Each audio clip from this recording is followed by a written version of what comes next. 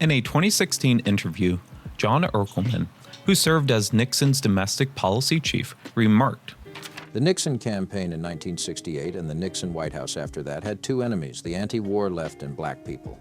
You understand what I'm saying?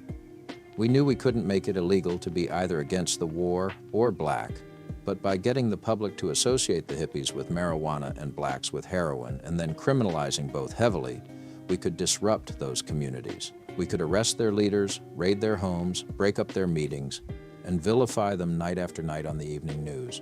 Did we know we were lying about the drugs? Of course we did."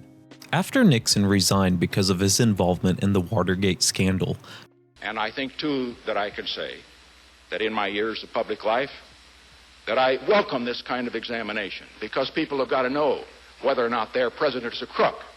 Well, I'm not a crook. I've earned everything I've got.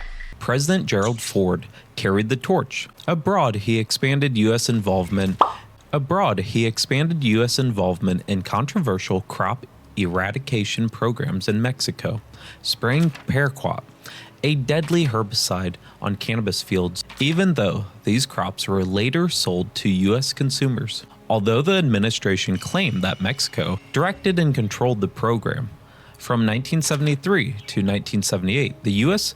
provided approximately $40 million, primarily spent on American-made aircrafts, with DEA agents accompanying Mexican officials to ensure that the crops were adequately destroyed. Benjamin T. Smith, professor at the University of Warwick, examined actions taken by the DEA. U.S. personnel in Mexico had posed as potential buyers for drugs, with drug traffickers subjected to violent and lethal forms of punishment by both Mexican and U.S. officials. One U.S. agent recounted an event where a colleague had emptied a clip from a gun into a fleeing suspect until he was shot to pieces.